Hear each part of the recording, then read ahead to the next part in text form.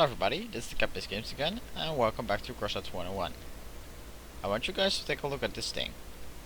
This thing is armed with a tow launcher. And here it is. Right there. It's hidden entirely in the build. If you would place a wall on the right side. For example, get some fenders up. This way. In that case you would have to take another part right there. And you take these ones right here. Like so.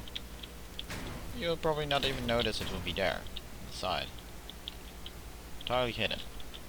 But even though it has this tiny little hole, you can still fire. No problem. And it even works if you make this platform longer and place it all the way at the rear. In this case I'm overweight, so pretty slow, but see, I got simply fire and away.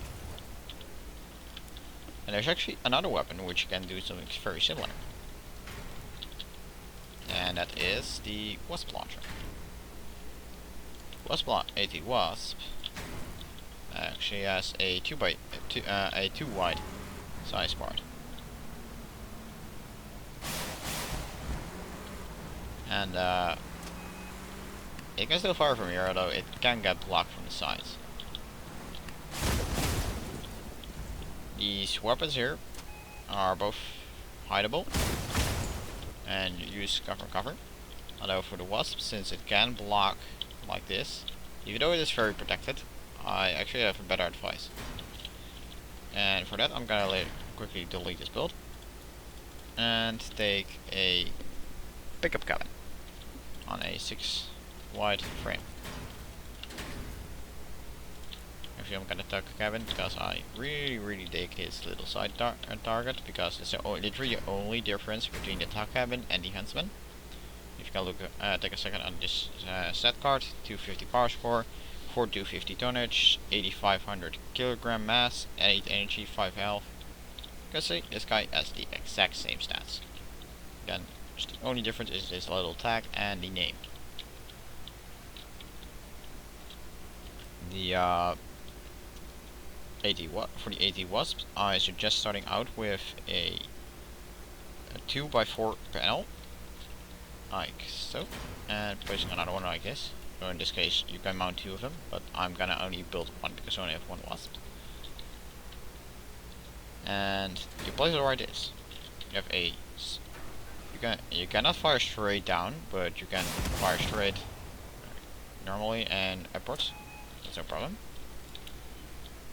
And it's generally just pretty covered. You can, if you want to give it more protection, you can take something like a medium strut and place it like this.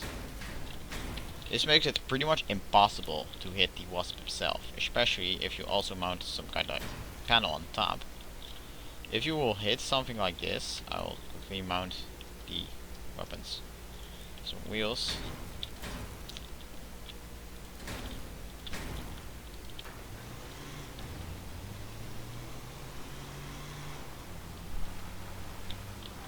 These are very protected.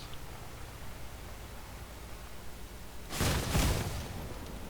can see, to cabin took a direct hit, but it didn't take out the gun.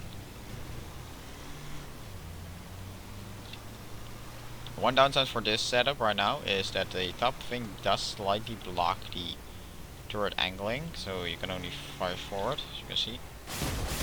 Here again, top shots do not really do anything. However, with this you can fire upwards like normally, so you do not really need that, but you can give it some extra cover. The extreme high chance you will hit the side parts right there and you blow up those two is much higher than hitting the Wasp. So even though the Wasp has just such a tiny health pool, you can still very simply protect it like this as well. The Cricket is also an unguided weapon, however the armoring part does not really work with it, because it has a tendency to block up as it is hitting a wall.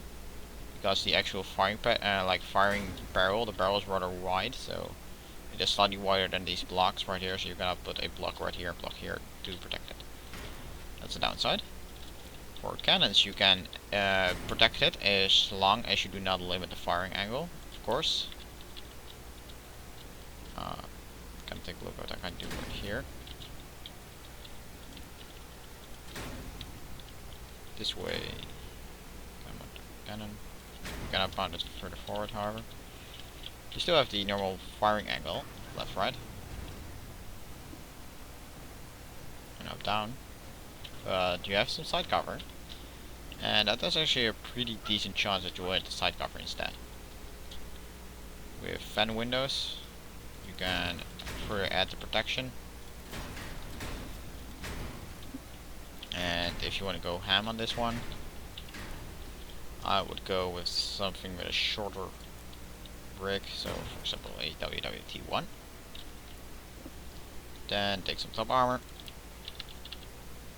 top of the gun, and finally I would personally take a pair of tank tracks because they turn much faster. This thing is 1800 power score, but it is extremely tough for the gun itself to get disarmed, and you have very good reaction and turn time. Here, blow up the top part of the armor. You blow up really nothing really. You got the tank hit, crack, damage. Tank track damage. The tank tracks can actually tank a lot of damage as well, so you can always use those as armor. So.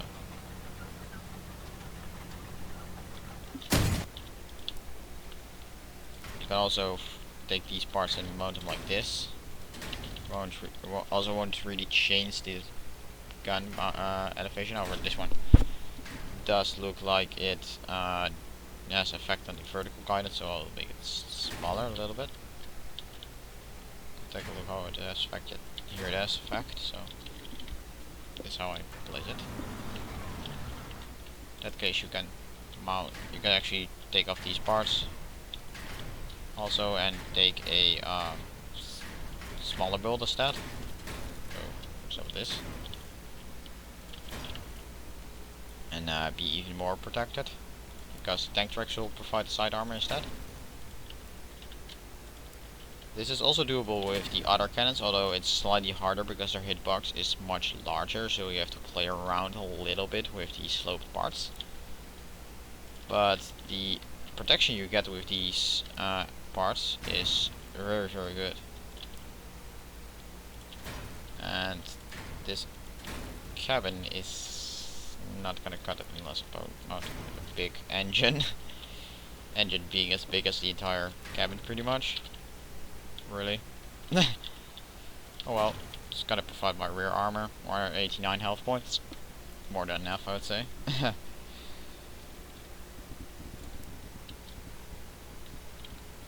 And gonna mount some parts right here.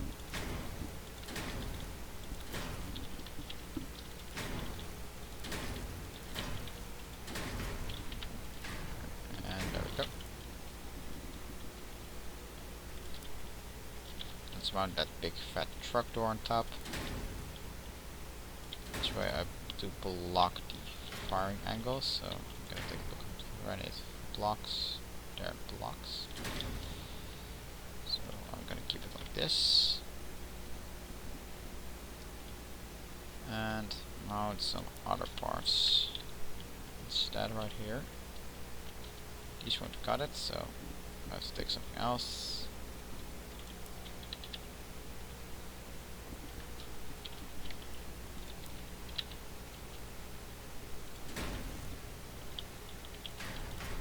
Place some ports. There we go. Finally, some little bit more of side armor.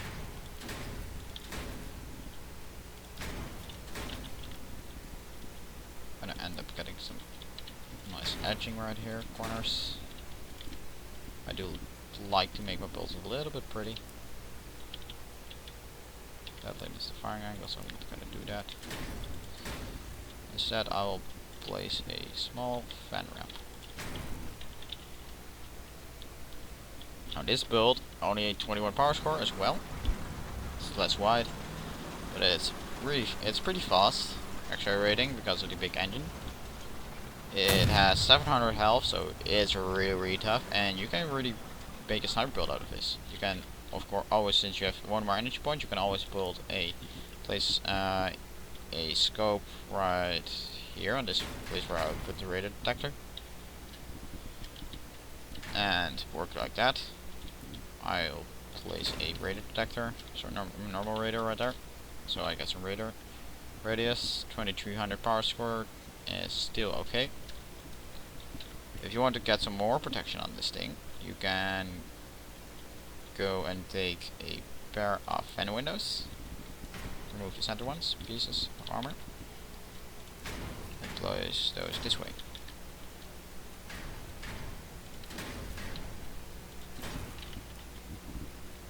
Place back the truck door. And with this you can put some side armor on the parts here, and you'll not really have any issues with defending anymore. I'll place a little part right here.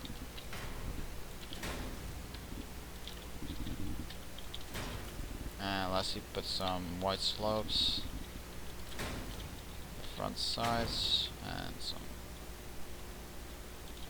a few white slopes on the rear. Actually, that will get me overweighted, so I guess I'll stick to this normally.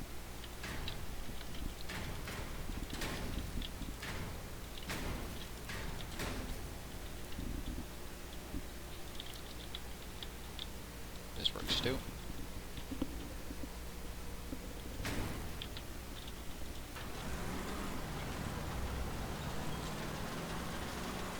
This thing has a really high top speed, although after reaching the maximum acceleration speed of the engine, it will not really accelerate any further because of the very heavy weight.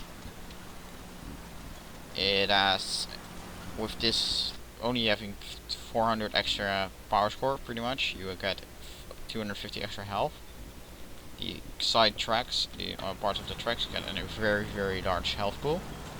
It's literally impossible to get this thing one-shotted because you cannot reach the cabin directly with a HE weapon. No matter what you try, you gotta detonate on this part or one of the armor parts. The cannon is also pretty much impossible to shoot unless you somehow damage the barrel and damage it that way or so. And if you can also just you just use a bigger cannon as well. If you want more health on the cannon itself, you can always use a turret version of the cannon. It's not really that large in the case of the little boy, although the fat man can be rather large. And oh well, this concludes the guide on how to make the armored weapons, so basically armor around your weapons. I hope you guys enjoyed, and I will see you guys all later. Bye bye.